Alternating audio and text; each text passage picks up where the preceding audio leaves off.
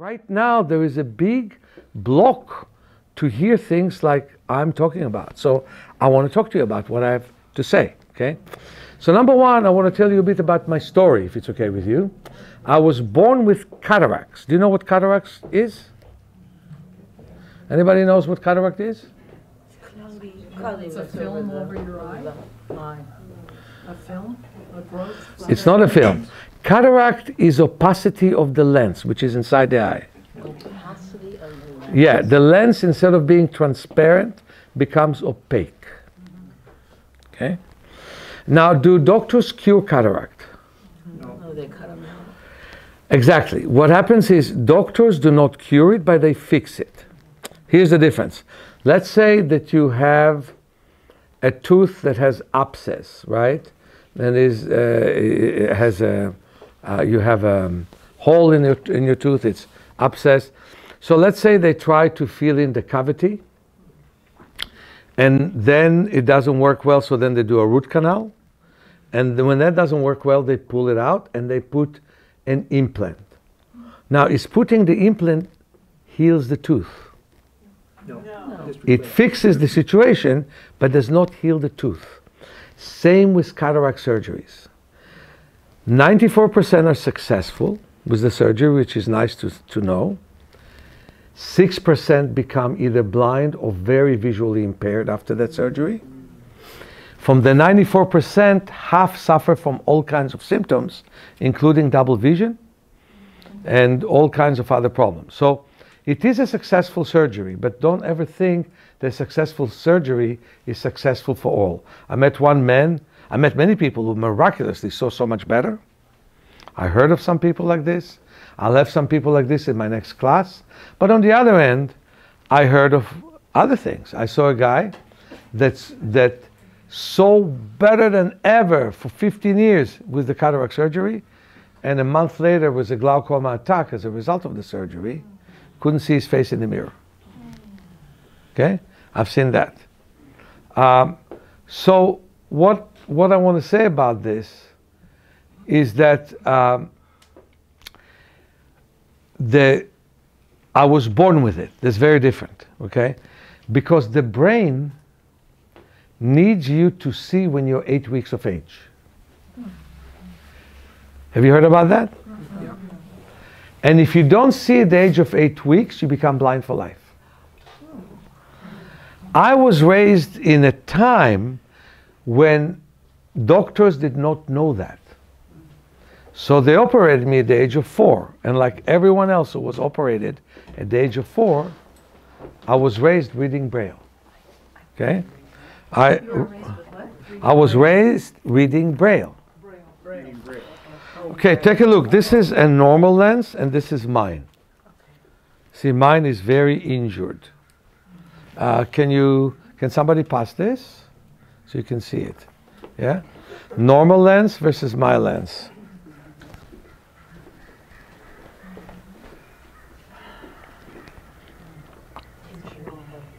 This is your lens today. My lens is today as before. 99% of it is scar tissue. Scar tissue. 99% of my lens is scar tissue. And the pupil doesn't widen all the way. This is my right eye, my strong eye. 99% is scar tissue. So I used to have 1% vision. I was the quickest Braille reader in the state of Israel. Yeah? Already in 6th grade. I competed with a student in Tel Aviv University. When I was in 6th grade, I read a book after book after book, like this, in bed. My mother said, lights out. I put the book under the table, went to sleep, I took it off, and started that's what I did. So I read and read and read, and then, this is it. I was known to be the blind son of Ida and Abraham in the deaf community of Tel Aviv. My parents were deaf. My father was the champion of chess of the deaf people in Israel. My mother was the top actress in the club. And I was their blind son. They had a normal daughter and a blind son. Okay? And that's how I was raised. And one day, after things developed for me, I decided I want to see. And I really believe that change comes when there's enough pain. If you accept your situation as it is, you won't have much change. But the moment that you hurt over the situation, that you don't want to be attacked and persecuted by other kids, that you don't want to be talked at from high by teachers, you don't want to feel that teachers feel you're miserable and kids feel you're a nuisance. You don't want to feel all that. And my parents learned to live with the deafness. They traveled all over Europe in spite of the deafness. They did a lot of good things. But I wanted to get out of my condition. So when I discovered eye exercises, I did my exercise with so much diligence that I spent 13 hours a day practicing. It took me as much as 3 months to start and see 3 and 4%. And it took me as much as 4 years to see 20%. And it took me more years to see 70%. But today I see 70%. I read, I write, I drive. Not normal. And of course, it was hard for me, but I had to read books in university. But I did, okay? And not in Braille. And if you ask me, I listen to books while doing eye exercises rather than read them. And from time to time I'll read an article, but basically I like things to be read to me because I'm pretty auditory, right? But I was able to transform from legal blindness to sight. And so I have so many more examples to tell you about, but I want to come straight to you and to talk about your ability to improve your vision, right? What you hear from the medical profession is that anytime you see worse, you can never see better. Don't you hear that? So even if you see 98% of 2020, I want to make sure it records. If you see 98% of 2020, okay, they will give you glasses with which you see 2020, right? They don't believe that you can improve your vision by 1 iota. I disproven that false belief a long time ago. People can improve the vision beyond anyone's dream.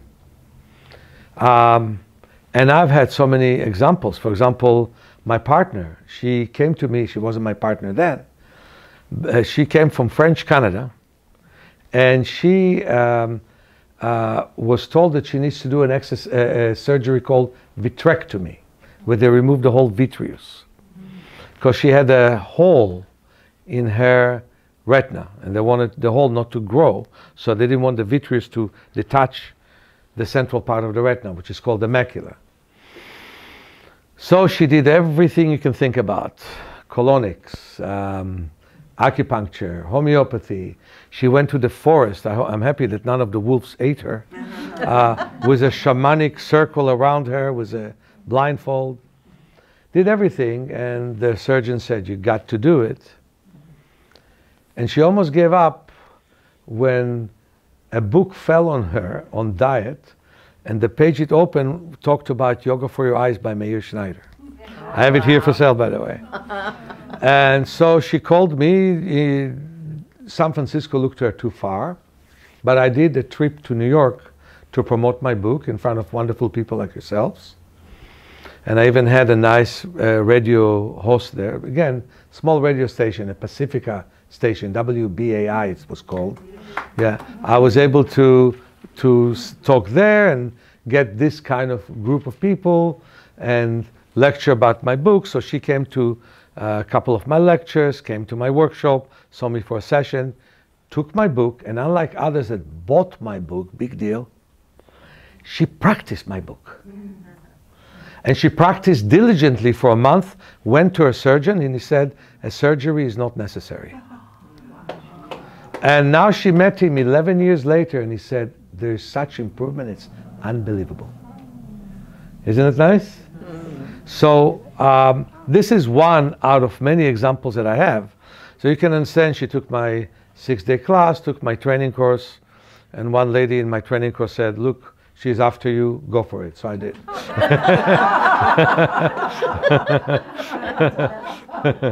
Yeah, basically.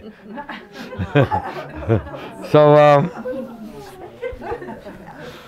that's what happened. Unfortunately, her husband died from diabetes, and you know, I wish that it would come to me then. I probably would keep him alive, you know. Anyway, so what I want to talk about is the principles of vision improvement, the principle of body improvement, and what do I teach. And by the way, I want to announce 2 classes. One, we didn't get the catalog off yet. We have old catalog of my training, but we're putting a modified catalog for a little bit shorter training than I used to demand from people, which is going to be in August. But what I want to now talk about is my Vision for Life workshop. I shouldn't not have called it Coach and Mentor. I should have called it Vision for Life. You first come to improve your vision. And once you improved your vision decisively and greatly, and learn from me techniques to help others as well, and to do some body work with others, you can also mentor others who open the book and work with it. Okay? So it's going to be April 27th through May 1st, so it's only 5 days, 8 hours a day. The price for the course is $1,200. Including registration and including application fee. And you're expected to read my book, Vision for Life, cover to cover. And you're not, you know, like, for example, Caroline May was in my 6-day workshop. You don't have to do anything to come to my 6-day workshop. You just come and do workshop with me. Vision for Life, you have to read the book and prove to me that you read the book. I'm asking you questions before you take the course. Okay? Not terrible questions, but I'm asking questions. And there are quizzes within the course, so it is a course. Yet, it is intensive work on your own vision. Okay? And following the 10 principles and the 10 steps to see better. Again, I started with 1%, I'm now at 70%. A girl who was 2.5 years of age, that unfortunately the cataract surgery was done on her 3 weeks too late, 11 weeks, became legally blind because the brain wrote off the whole idea of seeing. Developed severe nystagmus, which is an involuntary movement of the eyes. I used to have it 300 times a minute, now between 0 and 12. Okay? So she developed terrible nystagmus. Okay? And they came to me in the Black Forest, a small town not far from Switzerland, and a very beautiful institute where I was teaching there. And we started to work. And she was very cooperative. We tell her there's a river, she looked at the river.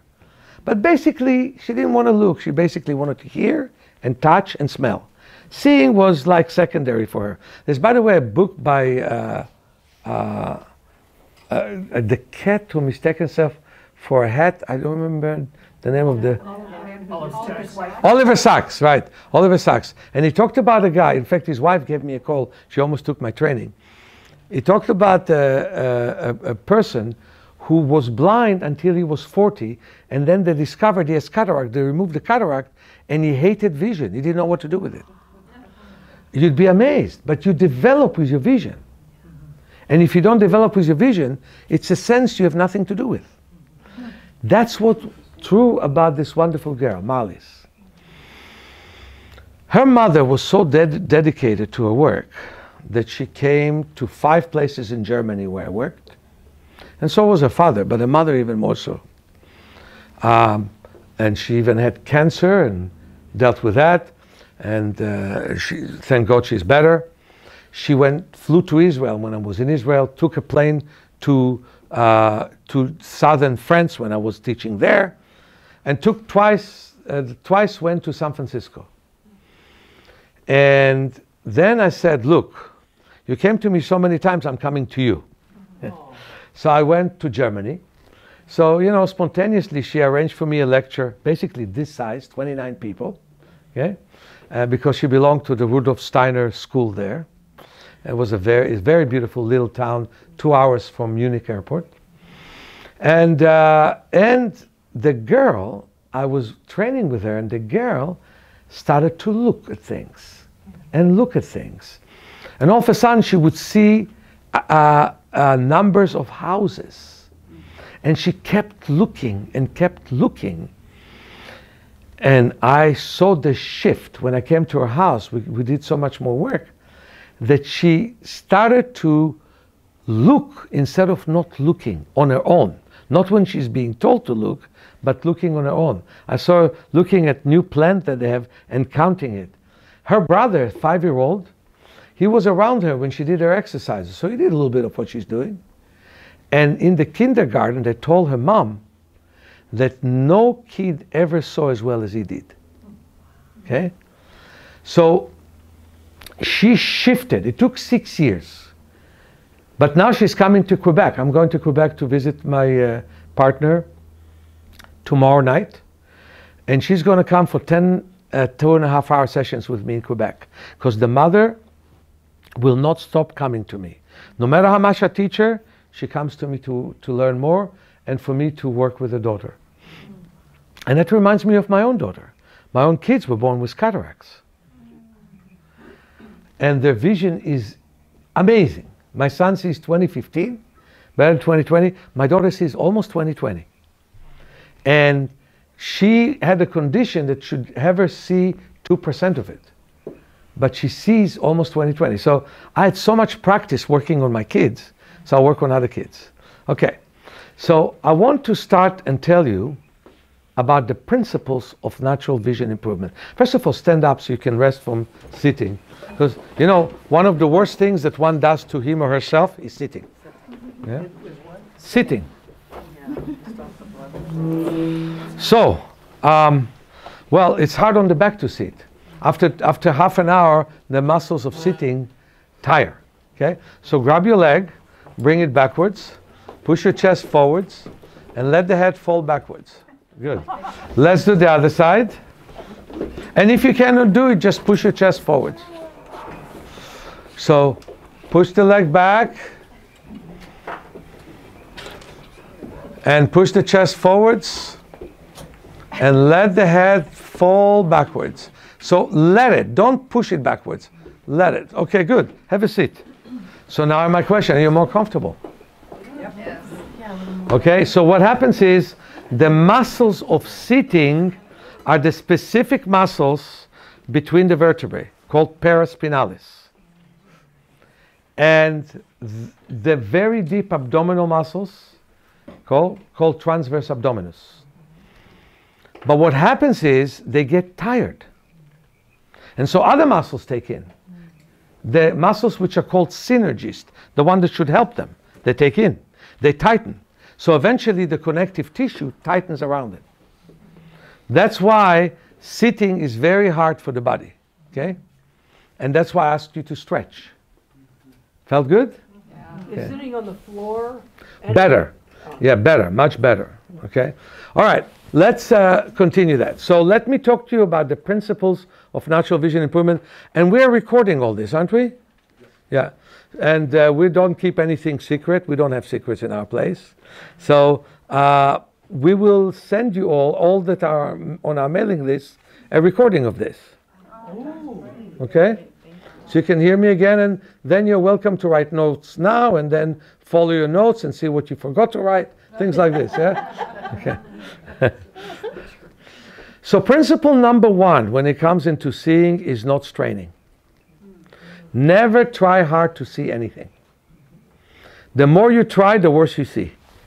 That is something so important. To be patient with the vision that you have. To not push yourself to see better than you see. It's so hard to understand that. Because many people think, in order to see well, I must strain. No. You'll strain, you'll see better for a second, and the next second you won't see as well. So vision becomes better because you don't strain. Let the world come in and don't strain to let it come in. Okay? So that's number 1. Interesting or no?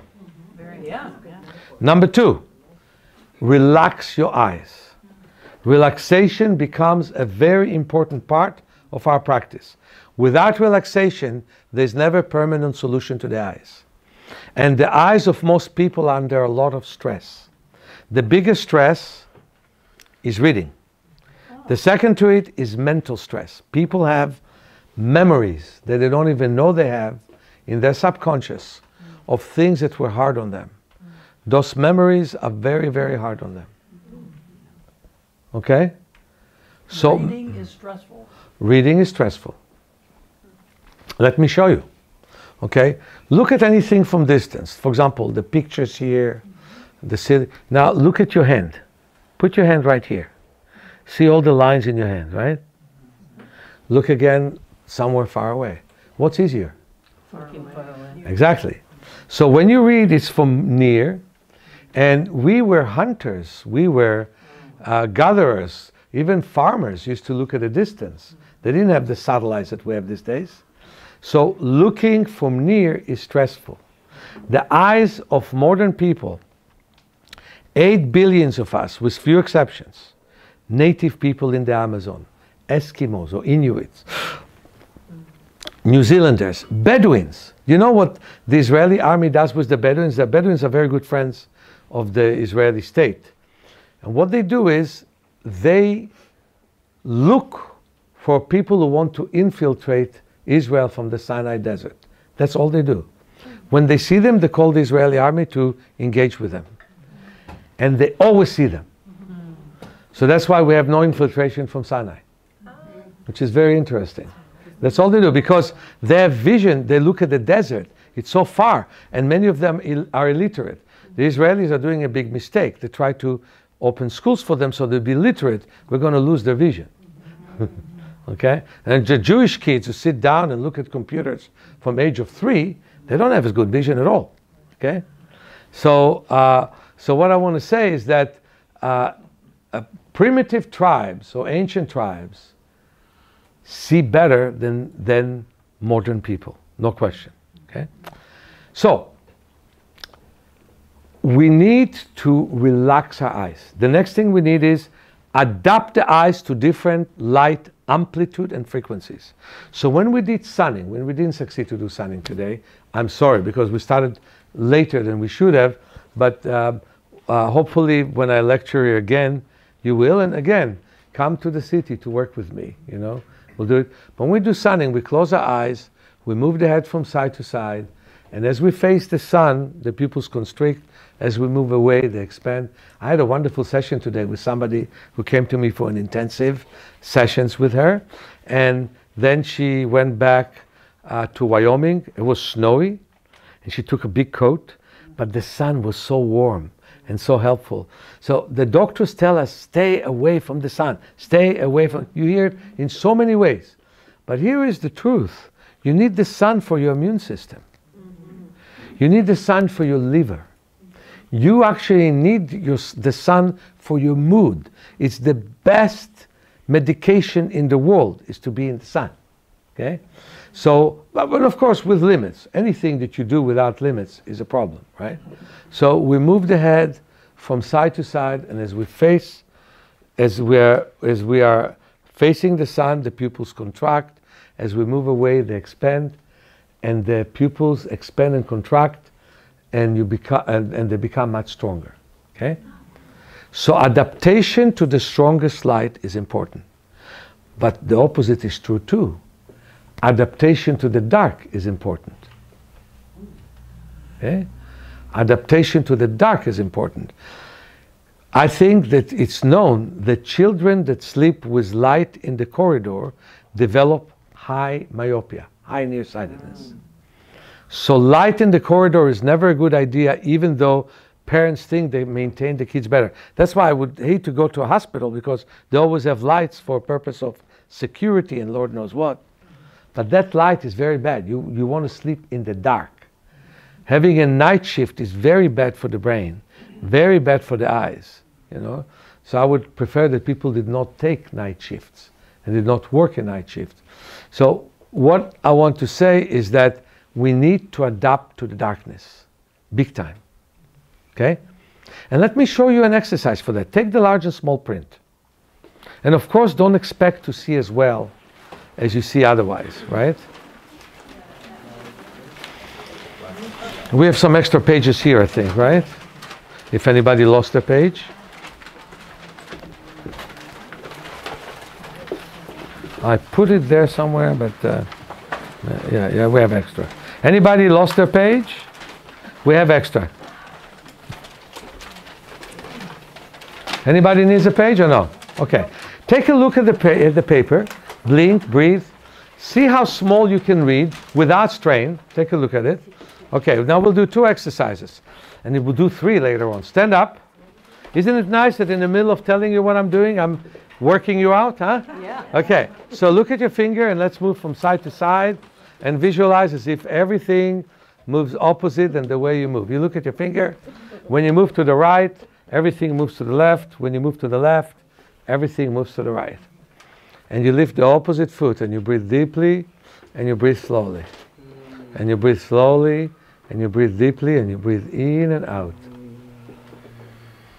You have no idea how much I love seeing you now without your glasses. But my eyes hurt a lot. But it will be better. Take them off. Okay. They will never stop hurting if you don't adjust to the They're light. ugly now, so I don't like to They're show them. beautiful. They used to be. You are beautiful and your eyes are beautiful. I know the reality, thank you. But I appreciate it. I just want to see. They're beautiful. Very different. You're sweet. So we move from side to side and we lift the opposite foot. Okay, now sit down and take a look at the page again. Are we supposed to be looking at our finger or looking beyond? You look at the finger and comparing to the finger, all moves opposite. All moves opposite. So now tell me, how does it look right now? Looks better, easier. Isn't it interesting? Because you're not straining. Now, let's turn the lights off. Turn the lights off. All of the lights. All of the lights. Okay. Okay. Now we all look beautiful, right? But the point is, you see how unnatural it is for us to be in the dark? See how what? Unnatural it is for us to be in the dark. Please close the door so it will be totally dark. Or turn the light off there. You got a light behind you because of the window. Okay. Well, a little bit, but doesn't matter. So stand up and do again the long swing. See how everything moves from side to side. Blink gently. Breathe. Relax. Is anybody very uncomfortable because we're in the dark? No. Fantastic. I love to sit in the dark and do the exercise I'm going to show you soon, which is called palming, and rest the eyes. So we move from side to side, and we think that everything moves opposite than us. Now, have a seat. And now turn all the lights on, please. And look at your page. And how does it look right now?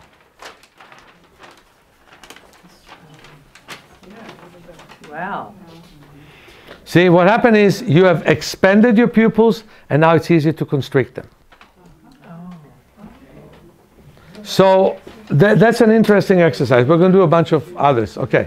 So again, adaptation to the dark is very important because your pupils need to open up, but also the retina. There are parts of the retina that only work in the dark and don't work in the light. Caroline May works with me, and you know that often when we go outside to the light, then we go down to the dark room, it looks pitch dark. Then we sit down, we do palming, we do relaxation, and then when you open your eyes, the room is not dark anymore. Isn't that true? So that's exactly, if we stayed here, if we didn't have just 2 hours, but had 3-4 hours, we would wait here a little bit and we would see more and more in the dark room. Okay? So we have to wake up things. Otherwise, the visual system becomes weak because we only work it partially with great intensity. All right, next principle.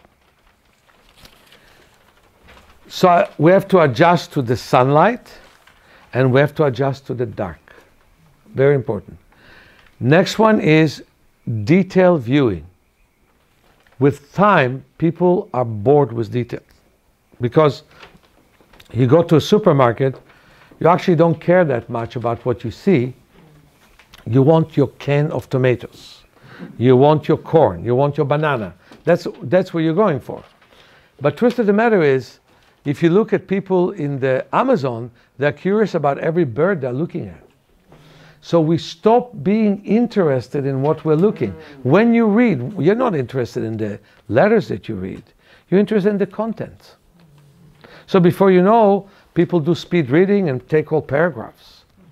There's so much information saturation these days, to the point that we have a lot of information at the expense of comprehension.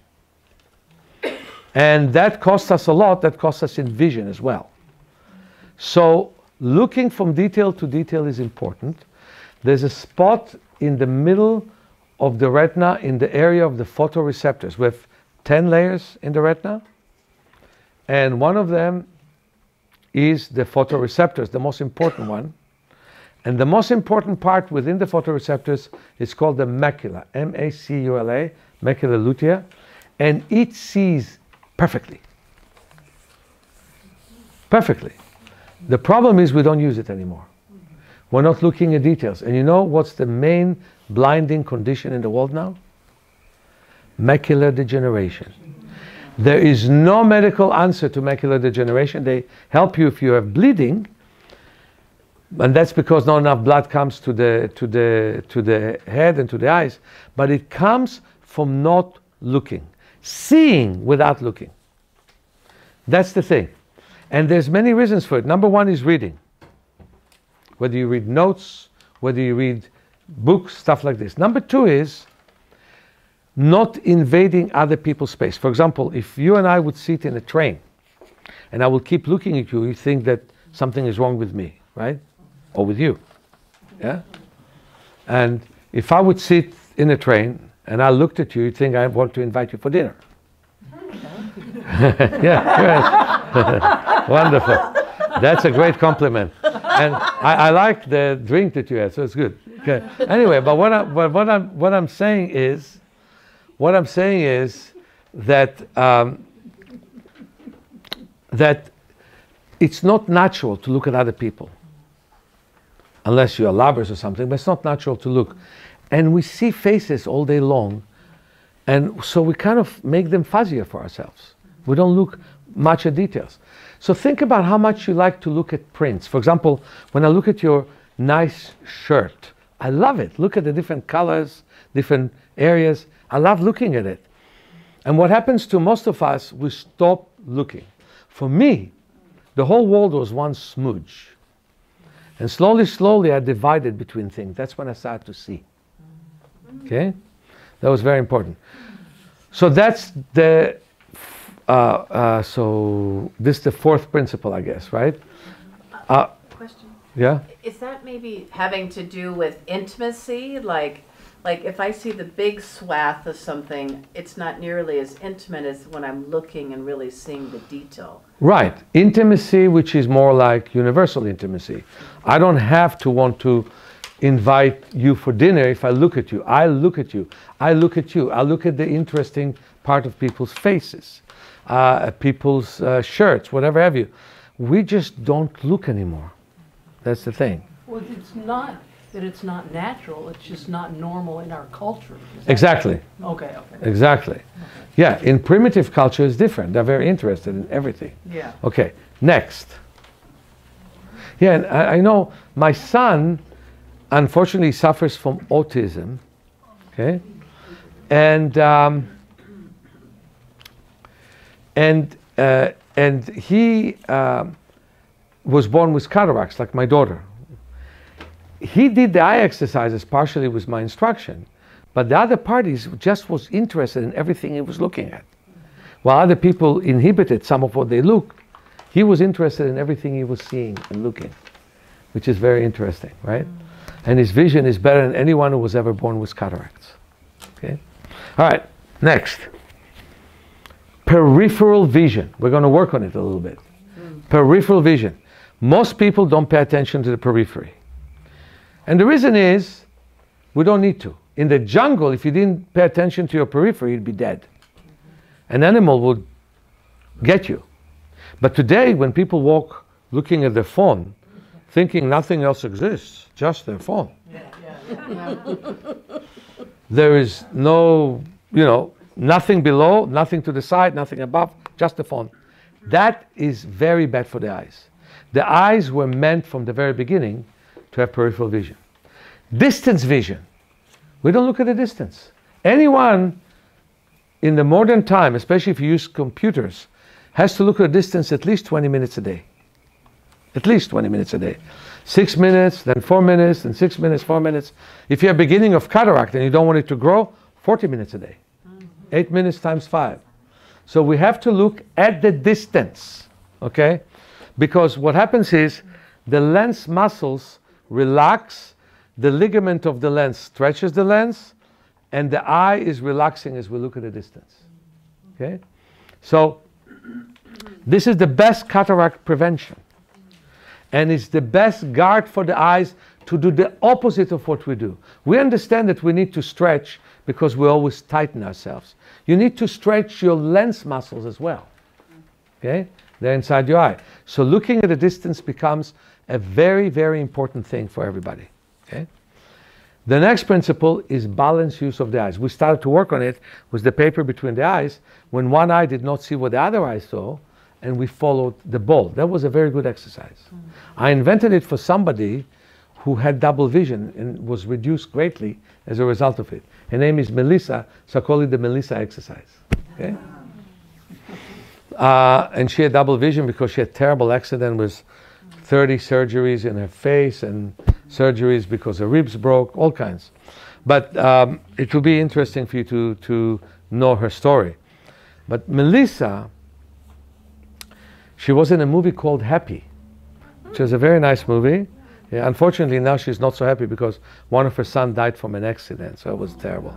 But she was very happy for many years because she took a difficult situation and made the best out of it. Okay, just like people say about me, I got a lemon in my life, I made a lemonade out of it. So that's the thing. So okay, so the next thing is balance use between the eyes, balance use within each eye. Many parts of eyes don't work and we need to open them up. Next is body and eye coordination. We had some of it too with that exercise, Each part had to pay attention to the eye that it sees. And the last one, very important, more blood flow to the visual system. More blood flow to the visual system. We'll start with that. But before that, I want to say my principles working with the body. And Kyle, can you bring me a book? Yeah. I've written it in my book, Awakening Your Power of Self-Healing. I want you to help me spread it. So anyone who wants to give it to friends, if you buy 2, you get 4 free. So you pay for 6 books what a third of the price. So this is the book, Awakening Your Power of Self-Healing. 600 exercises, 400 illustrations, and it is a book that helps you to improve your circulation, improve your movement, improve your vision, improve your nervous system, and it also guides you through difficult situations. What do you do if you have headaches? Shows you what to do. What do you do if you have arthritis? What do you do if you have muscular dystrophy? All that is in this book. So any one of you want to read it and work with it, this is for the rest of your life. You pay $30 for a book that you will use all the time. But if you buy 2 of them, we'll give you 4, so you can give it as gift, birthday gift and holiday gifts to your friends, and that will spread the word. That's what we want to do. Okay?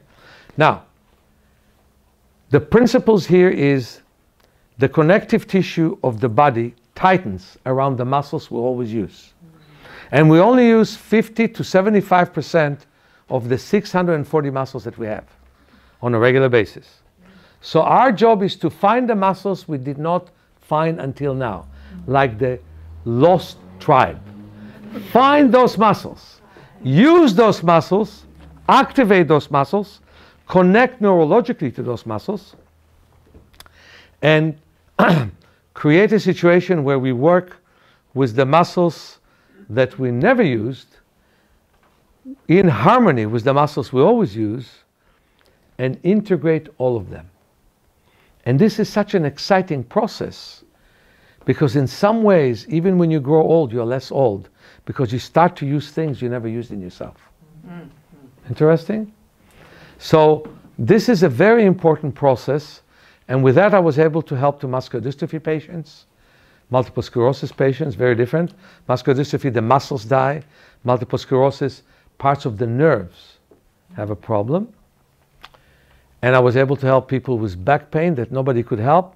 Was able to help people with arthritis and many others. So I just wanted to tell you, I have so many beautiful stories on that one. In fact, the main teacher in Brazil of my work, her name is Beatriz Nascimento, and she overcame muscular dystrophy. She's, I think, the main person in Israel, her name is Vered Vanunu, she overcame polio. Not completely, but she overcame a lot of the symptoms. So we all need to find ways to work on ourselves. Okay, let's return to vision. There is no way that you can improve your vision without more blood flow. And nobody has enough blood flow. And by the way, 85% of blinding conditions are a result of poor blood flow to the visual system. 85%. So we're going to, with your permission, you can bring it back, so I'll have some room. We're going to right now work on loosening up the neck. Why the neck? Because it's close to the head, which is close to the eyes, right? And again, most blinding diseases are a result of poor blood flow to the visual system. Therefore, with more blood flow, you'll be much more compliant to the eye exercises. And again, I want to stress my class on April. It could help you to do that, to bring more blood to the visual system and to activate the visual system. So if you have the time and the space to work with me in San Francisco, it's not far from here, but it would be even nice. I recommended my good friend Cynthia, I already call her a good friend, to be in San Francisco for a couple of days, and she does that. It's 8 hours a day, but so informing and transforming. To be a big thing to do. So let's right now have a sense of our neck. Oh. Did I step on it? I did. Yeah, still is here. Okay, great. All right, so number one, move your head in rotating motion in both directions. And breathe deeply and slowly.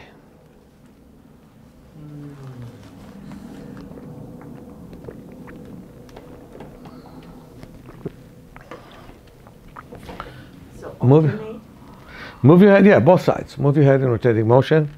And you can feel some of the stiffness you developed in your neck, don't you? Yes, no? Neck and back.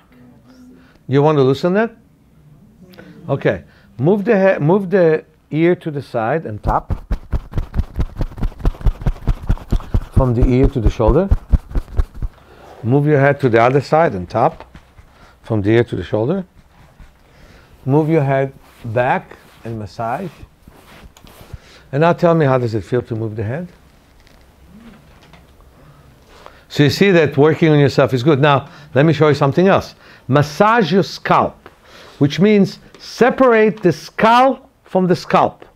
Massage it pretty strongly, you know. You can definitely do it because sometimes the scalp is so tight, it almost attaches to the scalp, right? So let's do a little bit, like a minute or two of just massaging the scalp.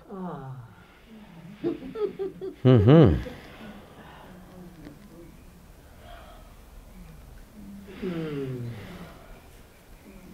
Feels good? Mm-hmm. Yeah.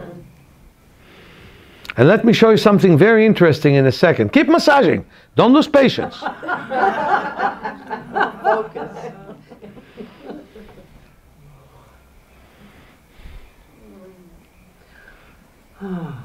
I'm sorry for picking on your partner, but it is my intention to do it. I like to do it. Okay, so tell me, how does it feel to move the head in rotating motion now? Yeah. Does the head feel lighter? Yeah. Interesting. So when you massage, You get more blood. Whenever you get more circulation, there's more lightness. For example, you have the right arm and the left arm. Lift them both. Yeah. Now, massage your right arm. Massage it pretty vigorously. Massage it from down to up. Massage, massage. Feels nice, huh?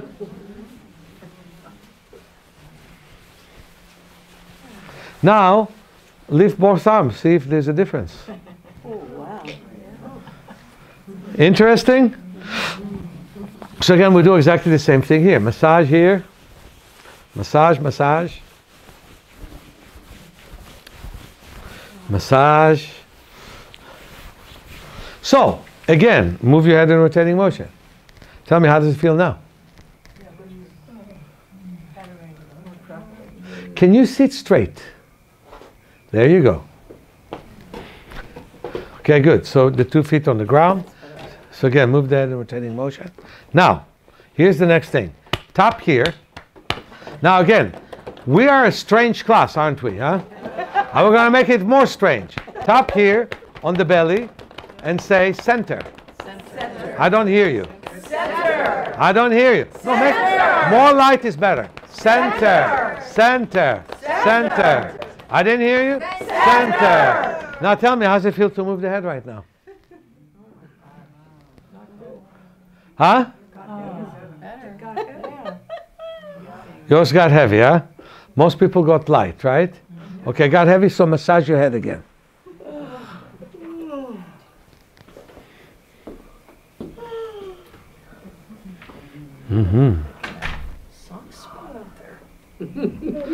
Now, tap on here, say center. And tap your feet against the floor and say center. I hear nothing here. Center. Center. Stand up. And have a seat. Center. Center. Center. I don't hear you. Center. Center. Center thigh. Center thigh. Center thigh. Center thigh. Center thigh. Center thigh. Center. Stand. Have a seat. Tell me, how does it feel to move the head right now?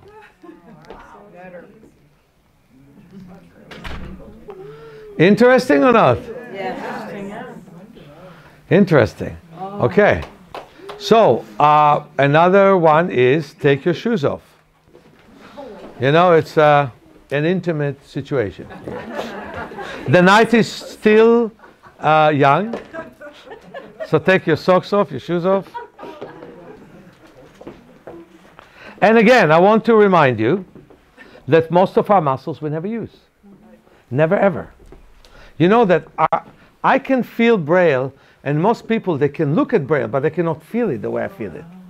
Yeah. Right? Because I trained myself to do it. I don't have any sensation you don't have. Okay? But I developed my sensation feeling Braille. And anybody who looks at my fingertips, they're very soft. You can touch them. You can see they're softer than practically anyone's fingertips. Yeah? The cushions here. Oh, yeah. Wow. Yeah? Very soft.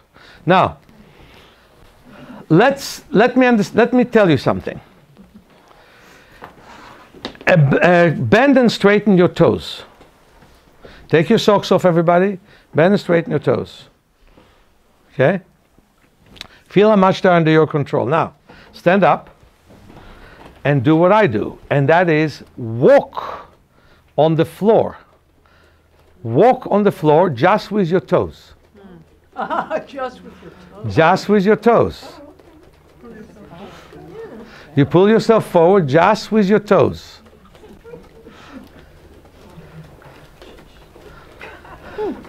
I can do it, can't I? Yeah. How about the rest of you?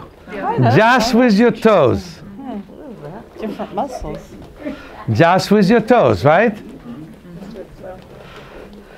Interesting, huh? All right. Let's have a seat. So let's work. So let me tell you something. If your toes are weak, and I've proven to you they're weak, right? What happens to the ankles? They become stiff because they have to hold the feet.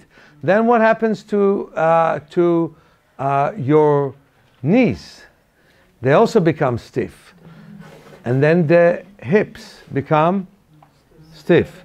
And most people don't know that you need to do all those hip replacements. It starts in the toes.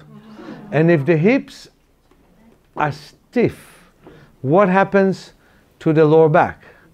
It's also stiff and affects digestion poorly. And if the lower back is stiff, what happens to the middle back? Also stiff, affects heart and lungs. And then if the middle back is stiff, then the neck is stiff. And that affects circulation to the eyes, to the brain. It causes strokes, and it also causes hemorrhages in the retina. So there is no way you can loosen up your neck without strengthening your toes. And also the fingers. So let's work on it. Hold one leg. Let's say I'm starting with my left, okay? I'm holding my 4 toes, and I'm moving, I'm moving my big toe in rotating motion in both directions. You're not moving it with your finger, you're moving it with your... You see this? I'm moving it on its own. Anyone who doesn't see me, come close, you're going to see me moving my toe on its own. Yeah? You can move it with the finger for a second, but then move it on its own. Okay? Move it on its own. Come here, take a look. Come closer. I'll come closer, yes.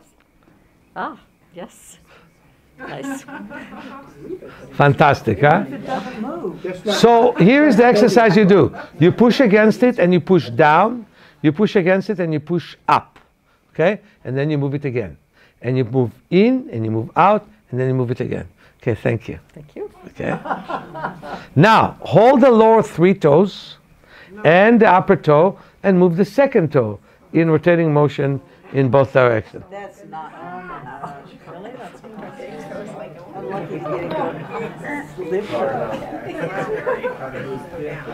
Am I teaching you that you have muscles which are yours and you never use them? Not your fingers. You do the finger for a second, but then move the toe itself. Okay? It's only going in one direction. Now I'm holding the lower 2 toes and the upper 2 toes and move the middle in rotating motion. I tell you, I drive safe. I will never be shot. You know why? Because when anyone cuts me, I never give them the finger. I give them the toe.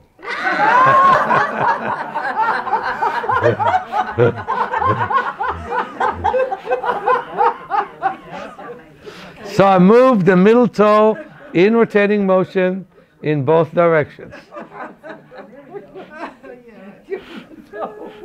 And again, you push down, you push up, you push in, you push out.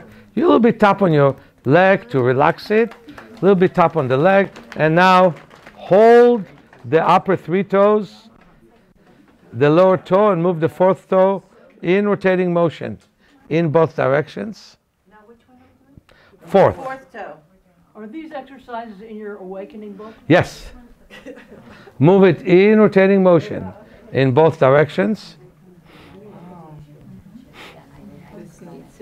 So you see, in my training, I teach how to find those 10 tribes that we never know in our body and in other people's body. We move it in rotating motion in both directions. And again, we push down, we push up, we push in, push out, and we move it in rotating motion. Now, hold the upper 4 toes and move the little toe in rotating motion in both directions. Is there a way to tell it how to do that? What? Is there a way to train it to do that? Right. One of the reasons I can do it is I used to walk and run on the beach a lot. Okay? And yes, and you can definitely do that. Move it in rotating motion again. Push down, push up, push in, push out. You see, many people looking at bunions and at all kinds. Where does it start?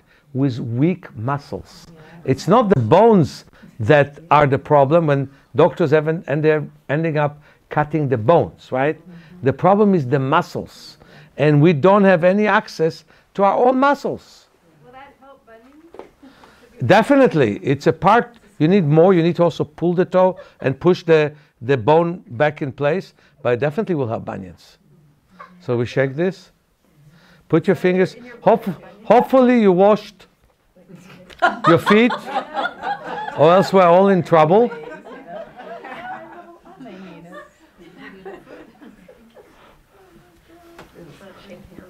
But we shake the toes and mobilize it. And now let me ask you the question. Do you feel a difference between the 2 feet? Yeah. Yeah. Stand up and see if you see different colors, right? Yeah. And we mobilize. See, when you don't have that circulation, that's how we lose function. I've heard right now, did we already release my interview with, the interview was on me with Dr. Watkins or not yet? Okay, you listen to that interview because it's a part of my message of the week. By the way, all of you register to my message of the week. And by the way, there's a company that sends you, said, do you want to be there? Say yes, because if you say no, you can never be there, right? Is it MailChimp? Oh, MailChimp. MailChimp.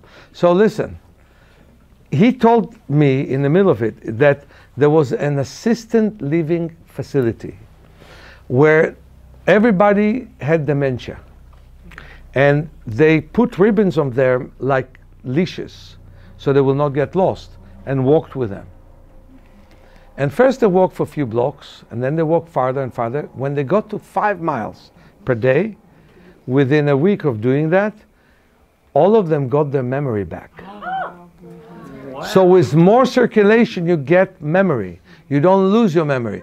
If you don't let the blood flow to the feet, you don't let the blood flow anywhere. So improving your circulation is important. That's why not only for the April class, but even for the summer class, you should come. There I more demand studies, some book work a little bit more. But a lot of exercise, a lot of movement that changes your life forever, basically. So some people come to study, to work on others. Some people come to study for themselves. Okay? All right, let's have a seat. Let's do the other foot. Isn't that interesting? Yeah. So move the big toe in rotating motion in both directions. And push down. You know those things that they call rock pads, like with a different shape? I like those. But I prefer walking on the beach much more. Or you can walk on grass with thin shoes or thick socks. Just make sure there's no glass there, right? And you move in rotating motion. And now hold the toe and hold the toes below and move the second toe in rotating motion. My friends, yes, you can move with your hand, but then try to do it without it. Don't be lazy. See, don't be lazy. I mean, I'm not trying to get you to lift weights. I'm trying to get you to move your own toes. Okay? Hold the upper toes, hold the lower toes, and move the middle toe in rotating motion. As you see, I'm trying to keep you safe on the road.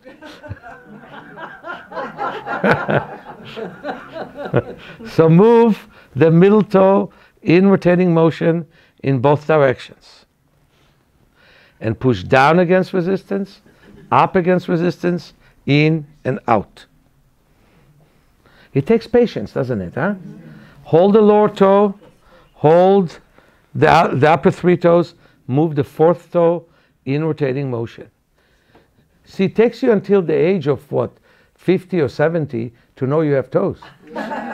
Move in rotating motion in both directions. Push down, push up, push in, push out, and move the toe in rotating motion. Hold the 4 toes and move the little toe in rotating motion in both directions. Push down, push up, push in, push out. And now put your fingers between your toes and shake, and shake, and shake. How does it feel? Yeah, it feels good. And I want you to know that blind people often have more space between the first and second toe, and they feel much better the ground. And if you look at mine, I have that space. And when I lift clients to the massage table, to the pool, they trust me because I see my way. Even though I don't see below them, I feel my way with my feet. Okay, can you roll balls to everyone here? Okay, so stand up and move, hold on to the chair to not fall if you're afraid for your balance, and move the ball under your foot from big toe to heel and heel to big toe, middle toe to heel and heel to middle toes, little toe to heel. So what you're doing is you're breaking the connective tissue that built up because you use so few of your foot muscles. Move from side to side underneath the toes. Yeah. And from side to side in the middle of the foot. And move it down, yeah. Now put your feet on the ground and let me ask you a question. The foot that you massage, is it more on the ground? Yes. Yeah. And that affects the hip and the shoulder. Wow. Isn't that interesting? You know, reflexology feels so good, partially because they affect the posture of the whole body by putting pressure. Now you have reflexology for free, rolling your foot on a ball. So again, toe to heel and heel to toe. Don't look at your feet, look away. Feel, feel. We're so used to control everything with vision. Try to have more sensation, yeah? So you move toe to heel and heel to toes, little toes to heel and heel to little toes. Put real good pressure. Yeah. Back and forth. From side to side underneath the toes. From side to side in the middle of the foot. Put pressure on your heel. Move it in rotating motion. Squeeze that ball. Break the ball. I don't care. Okay, now stand up with your 2 feet. And they're more on the ground, right? Yep. So here's a good exercise. Lift your feet up and keep the heel on the floor. And now you're building up muscles you normally don't use. The shin muscles. Because most people walk with elevation in the heel. But actually better shoes is elevation of the toes. Okay? So again, lift it up. And you can see that those muscles are not so strong, are they? True. Just wait for a while and you'll feel a little bit of pain there. Knees a little bent, or do you have them more stiff? What's the question? Should you have your knees bent, kind of bent when you do If you want to, you can. or stiff? You can have them stiff or bent, whichever you prefer.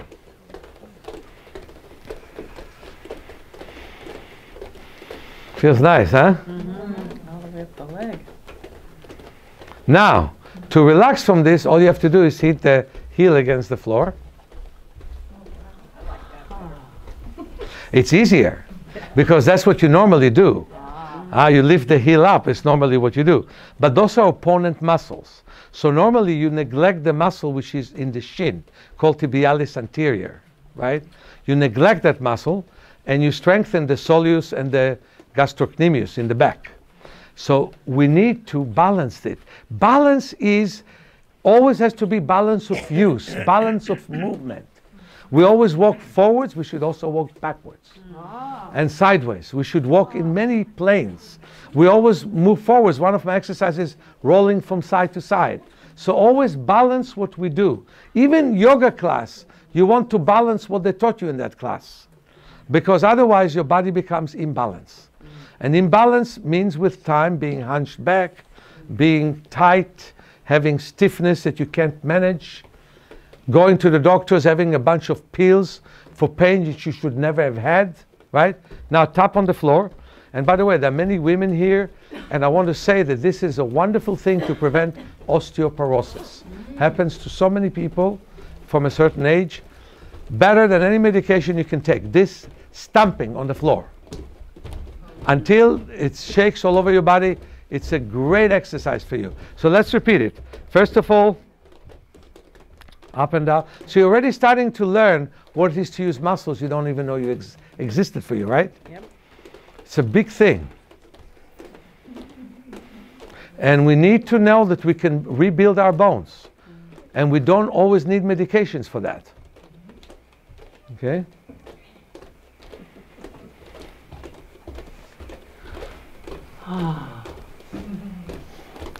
Okay, and again the heels. And the foot. And now let's do again the rolling of the ball under the foot.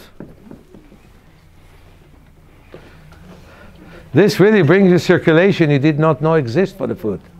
So from toe to heel and heel to toe. Middle of the toes to heel, heel to the middle of the toe. Little toe to heel, heel to little toe. From side to side, underneath the toes. Side to side in the middle of the foot. Side to side on the heel. And move the foot in rotating motion. Let's do exactly the same thing on the other side.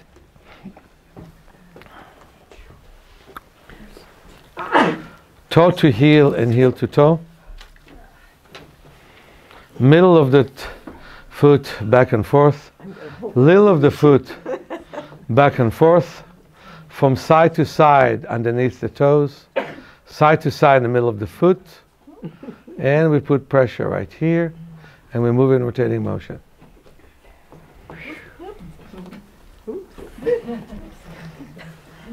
Okay, so you stand with 2 feet. Feels nice, doesn't it? Yeah, it does. Yeah. There's so much we can do. Let me give you an example. Move your shoulders in rotating motion. Both directions. You thought you're going to sit down and hear kind of lectures, right? Okay, I don't want anyone to challenge their balance. But if you can, lift your heel all the way to the chair behind you, do that.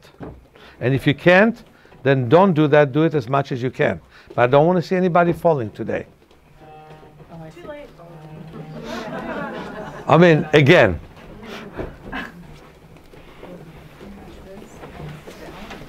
Isn't it interesting to do this, huh? Let's keep doing it. Let's do like 10 more each leg.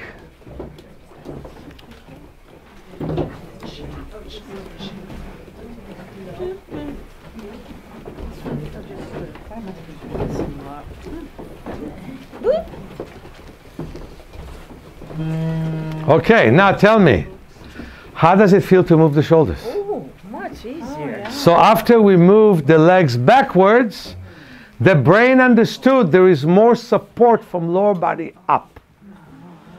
So balance isn't something you achieve directly. You achieve by using muscles you never used before. Okay. The problem I have is you all touch your toes, and we have only 2 sinks here, do we? Okay. Put your shoes on. Go and wash your hands. We'll do the exercise of palming. So it looks like by now many people have already washed their hands, right? So let's do the palming exercise as the last exercise we do today. And we'll have some summary and I'll answer questions then, okay? So everybody be seated now, please. So I want to touch everyone right now and show you how you touch around your eyes. So you close your eyes and this is how you touch, okay? And this is how you touch. Oh, that feels so good. And this is how you touch. No pressure. No pressure. And this is how you touch. With the eyes closed. Touch everybody, okay. So all of you, rub your hands, stand up. Stand up, rub your hands.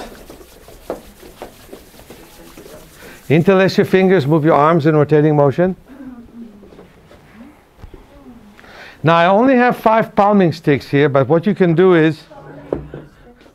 here is you can sit down and put your elbows on the chair or sit on the floor, put your elbows on the chair. But anyone who wants a palming stick, here it is. So, let's turn the light off. Let's turn the light off.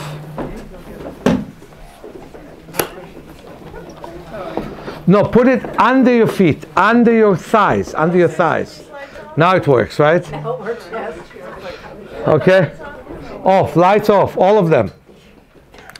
Okay, take a look at how dark it is, right? Now put your hands around the eye orbits and visualize that you're seeing black. Now remember, no pressure. And do we blink? No. Oh, just close. Your eyes are closed. I mean, of course you blink when you open your eyes, but right now they're closed, and you visualize you're seeing darkness, maybe even blackness. And you know, people say that we breathe 20 times a minute, and if we're slow breathing, it's 12 times, but we can breathe 6 times a minute, every 10 seconds. And what it takes is real slow breathing. And the slower we breathe, the better it is. And we visualize it's completely dark.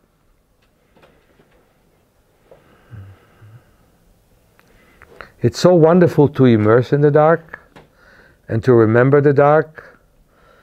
We escape the night if it's a bad thing. Night is a good thing.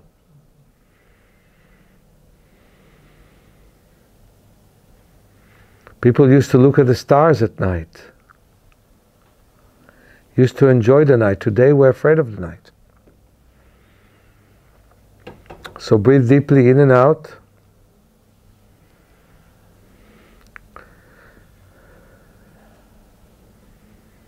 And visualize you see complete darkness. Maybe even blackness. It comes when it comes. You can visualize a train going in zigzag in the mountains, in the figure of 8 or infinity or both. A boat sailing in the ocean, in the figure of infinity or 8 or both, for a short moment.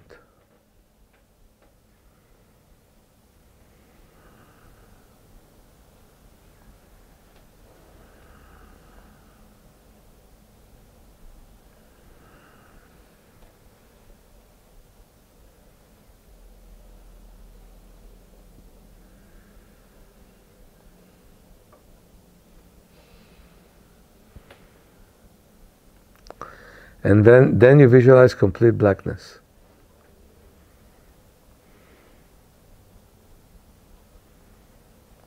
Complete blackness.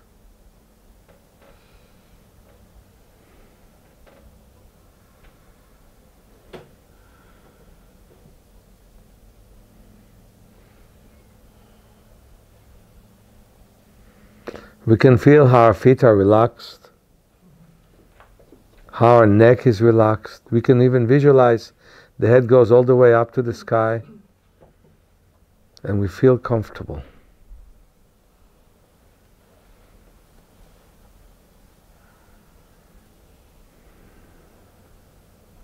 Slowly take your hands off. Tell me, is the room brighter now? Yeah. Isn't it interesting? Stand up and do just the long swing for a moment. Move from side to side.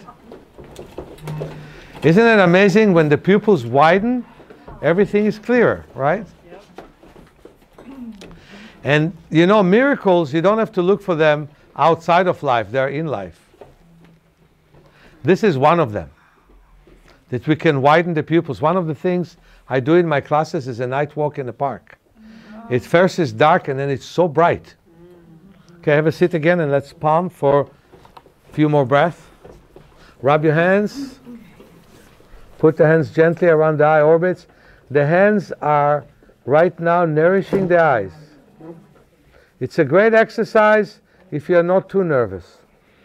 And focus on your breath. Breathe to the count of, inhale to the count of 6 and exhale to the count of 9.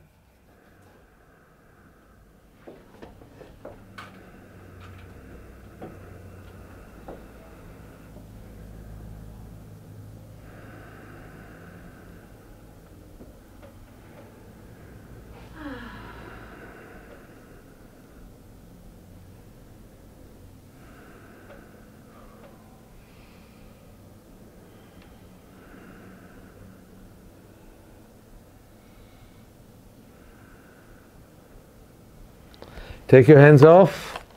Let's turn the light on. Boy, it was good to be in the dark, wasn't it? Let's turn the lights on. Again, I can't thank you enough for coming. I need people to hear my message, that with the correct movement, the correct exercises, the correct attitude, we can change so much in our body. And don't let anyone discourage you, including yourself, about your ability to improve.